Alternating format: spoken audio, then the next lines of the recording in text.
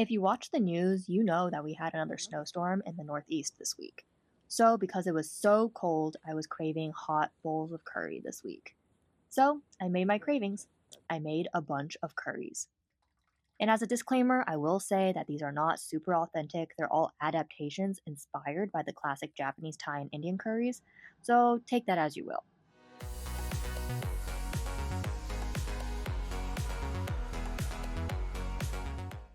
To make these curries, I usually have two criteria to tickle my creative problem solving. First, make it as healthy as possible, and second, try to use up all the ingredients I already have. So, the first thing to do is to make enough rice to last the whole week. I'm too lazy to keep making rice over and over again every day, especially since I don't have enough counter space with the rice cooker to just hang out all day. And as always, this rice is a 50-50 blend of white rice and brown rice because hashtag health. And then once that's started, it's time to start the first curry, Japanese curry. I got some potatoes, I wash them, I chop them. Then some carrots, peel them, and chop them too.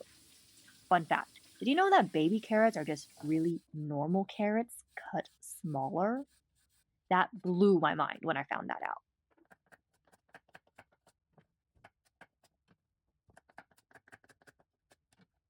Then some onions. They don't need to be chopped too fine. The goal here is just to have all the root veggies about the same volume/size so they cook evenly. It's not an exact science, but this is something I do try to do. And once those are all cut, I have some beef that's meant for stews to add to the pot first to get some browning and flavor bits on it.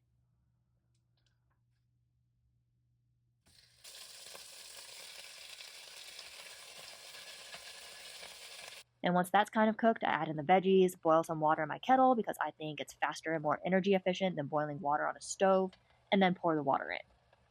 Now we just let that simmer for as long as possible. So I'm gonna go take a shower and read some cases.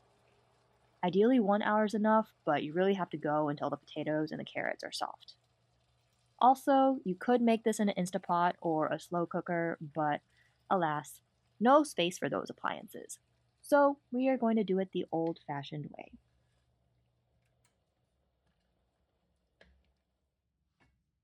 So now that I've waited as long as I possibly could without derailing my entire day, it's time to add the curry blocks. And then stir, stir, stir. From experience, I know these curry blocks like to sink to the bottom and disappear until you take a bite of what you think is beef, but it actually turns out to be all curry block. So the key here is to keep stirring and to be patient. And patience is not a virtue that HBS kids have. Anyway, once my arm feels like it's about to fall off, I add some coconut milk. This step isn't entirely necessary, but I just like the taste and the extra creaminess, so I add it.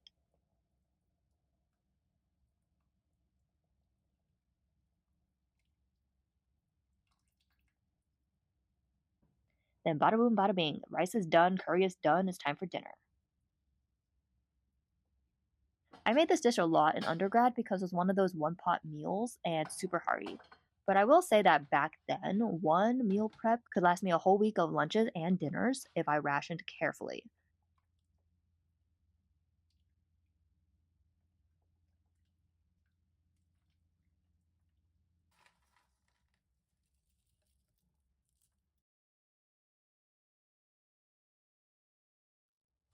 The next curry is Thai green curry. The first step is to chop some aromatics, ginger, garlic, and onion, and then marinate the chicken thighs.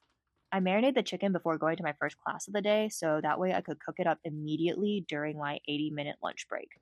So, yes, this is a meal that can be finished in 80 minutes. And remember, the rice is already cooked.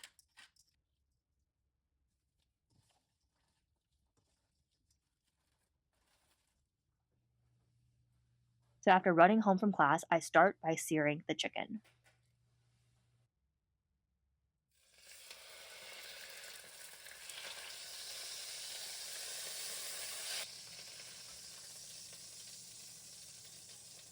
I just want to get it to about 70% cooked and then take them out and saute the aromatics and the chicken juices.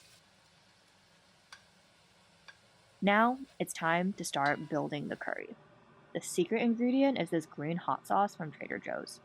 This is truly a hack I've loved using since undergrad. The original recipe calls for jalapenos and lime and a bunch of other things, but I know that hot sauce usually has a spicy and acidic component. So I add a bunch of that and some other seasonings. I have some chicken stock made from Costco rotisserie chicken, and I'm going to add in some water with that too.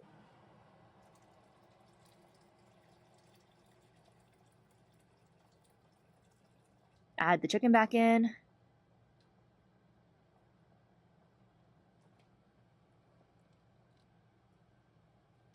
Once all of that is in there, I add in some frozen veggies. I know it's not traditional like bamboo shoot, but I don't have bamboo shoot, and the snow outside is waist high. So I'm not going to go get nor DoorDash ingredients to me. And let it simmer again for as long as possible without derailing my schedule because I still have an afternoon class I need to run back for. So boom, 30 minutes later, I added some coconut milk and we are all done. I try not to burn my tongue eating so fast before class.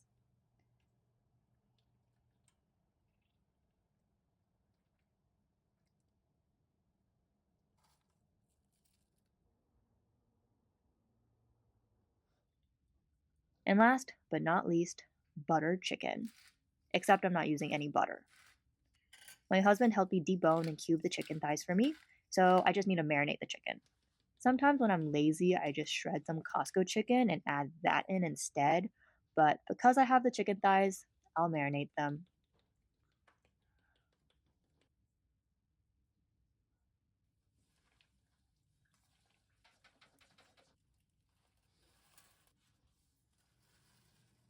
Once marinated, I like to cook them first. Again, I try to get them cooked about 70% and then take them out to add back later.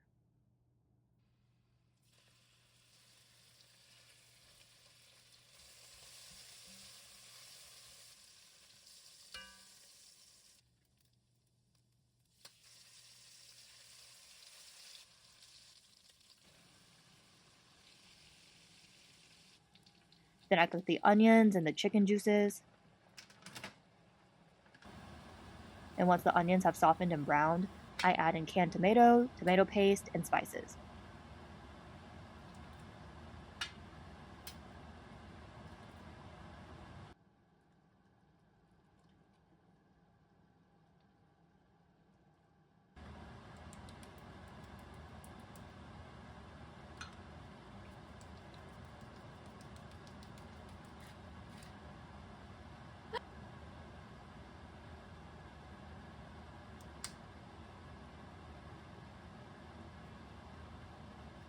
I also add chickpeas. I know this isn't normal, but I like the creaminess and thickness it adds. And it's also extra protein.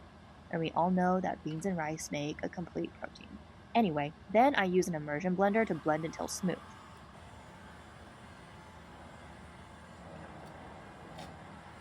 Once smooth, I add the chicken back to cook all the way through. And then, yes, you guessed it, I add coconut milk. Honestly, the texture and flavor is so good, no one really misses the butter.